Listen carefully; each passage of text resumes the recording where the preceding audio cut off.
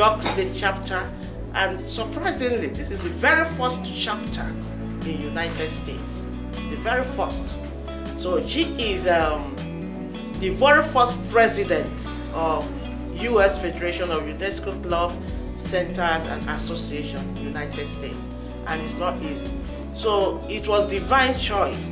And I still thank God for Mr. Joken, who came all the way. And I know last year when I spoke with him on Zoom,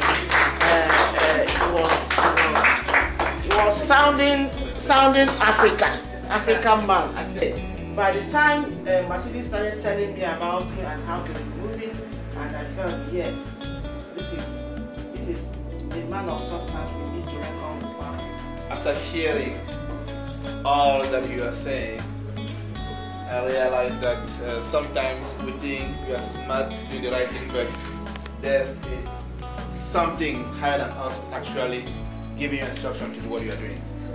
Because I would say that by working with Mercedes for the last 12 months, I knew she was a doer, not a talker.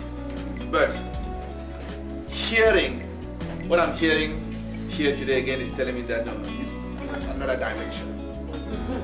And for that, I thank you all for making it. It's remarkable that the US was out of UNESCO for over 20 years. In 2003, the US went back to the UNESCO family. And the US was instrumental in the founding of the organization. After the Second World War, people realized that treaties alone could not make peace. Okay, there was something bigger than that. They realized that culture, what has led to previous war was the fact that people didn't understand one another. People were looking at others and saying, you have a funny culture. You know, you pray differently than me. That means you are different. You know, when you get married, it's different. You make big weddings, things like that. So people realize, no, in order to talk about real peace, we need to create an organization that will understand people, the conscience of humanity. And that's how UNESCO came to be. And I would like all of you to remember this. I know it's going to take some time, but by the time we meet, maybe when we decide to have the state convention, I don't know when, I would like some of you to be able to learn this. Because it's at the core of what UNESCO does. It states in the preamble of UNESCO that since wars begin in the minds of men, it is in the minds of men that the defense of peace must be constructed. Right. Once you understand that, you understand that your job here today is to raise the defense of peace. Basically, create programs, do whatever you think to make sure that the defense of peace are created in the mind of men. So as a board members, as executive committee, there's no other task for you than to think every day, what can we do to raise the defense of peace in the mind of our people, in the minds of a young one, those who are going to be leaders tomorrow, in the minds of our fellow human beings. So that it did. So they founded this organization that's in Paris. And the director was saying today, it's the only organization that, beside the people sitting in the headquarters, has each country in the world has what we call the National Commission for UNESCO. All the countries all have the National Commission for UNESCO. Why? Because they understood that you could not dictate peace from a distance, from a headquarters. We need to have what we call foot soldiers, grassroots movement. And that's what UNESCO has, kind of a big monster with two heads. Nice, good kind of monsters though, not the bad ones, with two heads. We have the administration that can be sometimes very bureaucratic, and you have the grassroots movement, the World Federation of UNESCO Clubs and Associations. It's a movement that's been going on for over 20-30 years.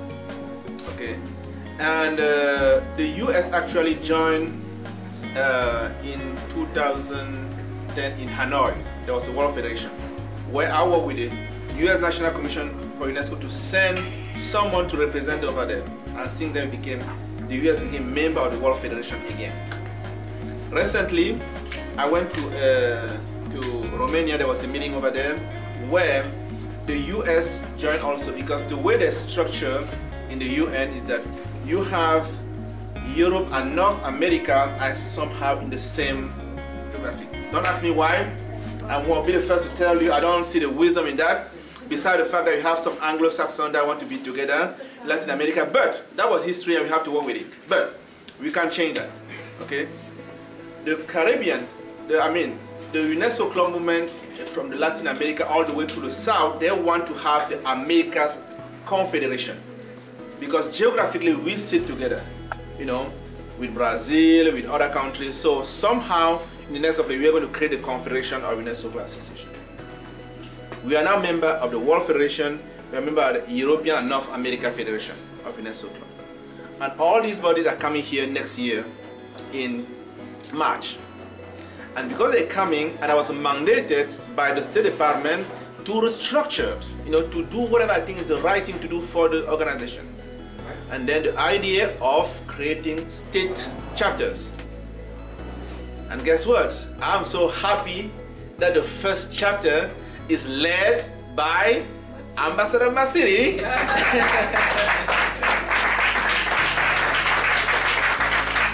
And we had a great, all of you are wonderful being here today. And the commissioner said it, you know, we are here making history and we want this to be the shining light.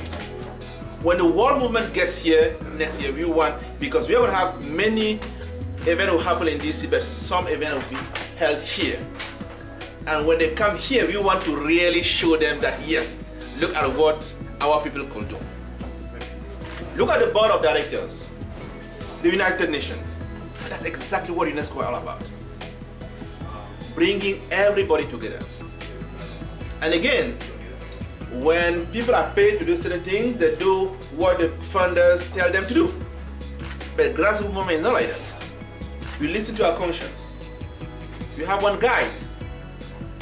Yourself, your soul. I'm guaranteed many of you could be somewhere right now doing something, right? You choose to be here, right? And that's something that's appealing to us, and that's why the organization was founded, so that people, the conscience of the universe. That's what UNESCO. We call UNESCO. We like to call ourselves the builders of the universe, and we do that for a reason. We are going to go through training later on. But again, what you are here to do is to try develop all kind of programs, build all kind of partnership to help raise peace in the minds of people. That's the mission assigned to you here, and I show that Masidi leading the way. We are going to get that done. Okay. We have a lot of other programs she's going to tell you about. We have a summer camp. Last year we had the First Ladies Youth and Fusion Summit in Baltimore. To be honest with you, I was thinking about having it ever again, but right now I'm wondering if New York is not going to be the best place to have that event. Yes.